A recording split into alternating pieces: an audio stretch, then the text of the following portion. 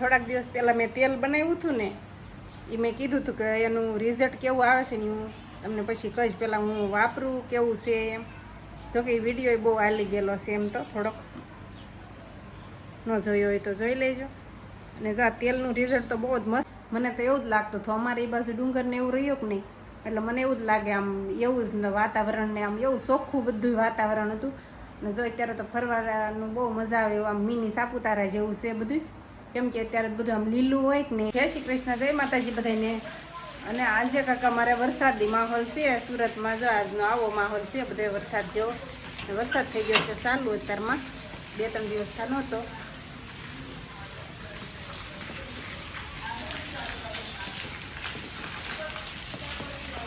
એવો સરસ વાતાવરણ થઈ ગયું છે. કાલે તો તડકો હતો,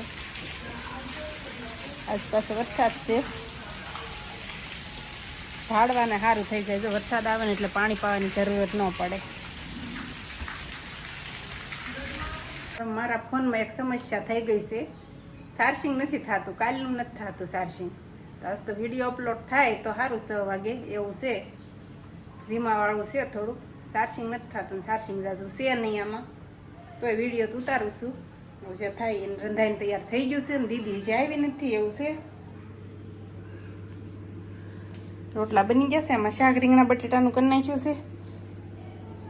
અને નાળિયેરીને જો મેં પાણી રેડવા હાટ લઈ લીધી. આ 3 પાંદડા હતા ને તે બતાવી હતી, કવડી થઈ ગઈ છે અત્યારે, બહુ જ વધે છે આ.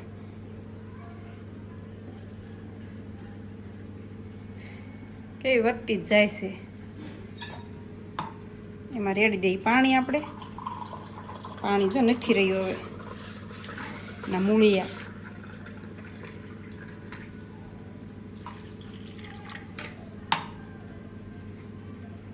પાછી મૂકી દઈ, પાર્કિંગ ભેગી કરી દઈએ આને.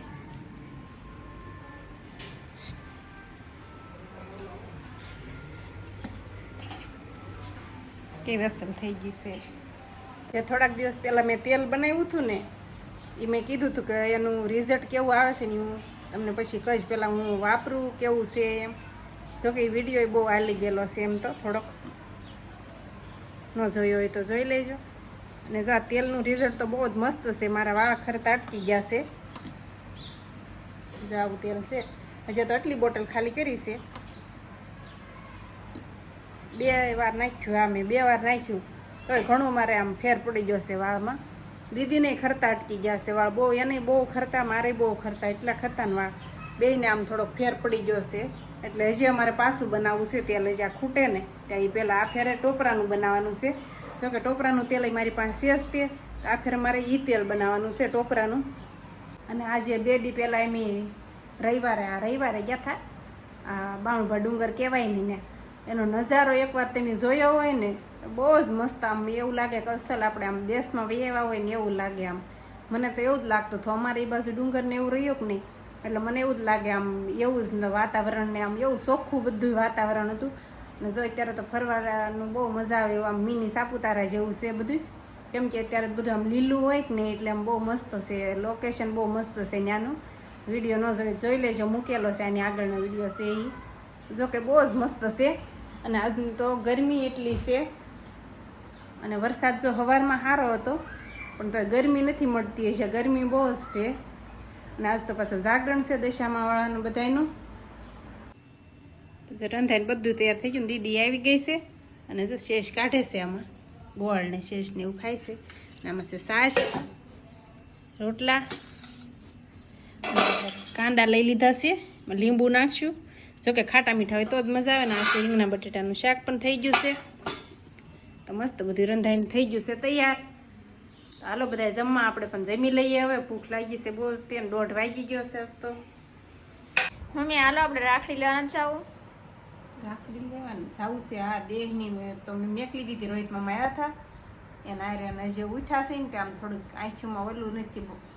આજ તો મને તો હુઈ ગઈ ને પછી ઉઠવાનું મન જ નહોતું થતું. આમ એવું માથું ને એવું ભારે ભારે થઈ ગયું બધું. એટલે આ વાતાવરણના હિસાબે રાખડી કેટલી લેવાની છે પણ આપણે 2 માહીને એની મમ્મીને ફોન આવ્યો હતો તો 2 મારી 3 લેવાની છે. અને મારી તો મેં હાથ લઈને દેહમાં મેકલી દીધી છે. રોહિત મામા આવ્યા હતા ને નારાજ મેકલી દીધી છે તો મારી એક ઉપર આટું લેવાની 4 રાખડી. હા તારે પછી તાર પપ્પા હાટું લેવાની હોય એટલે 4 લેવાની છે. અહીંયા પણ ચીમીના હશે હારી ને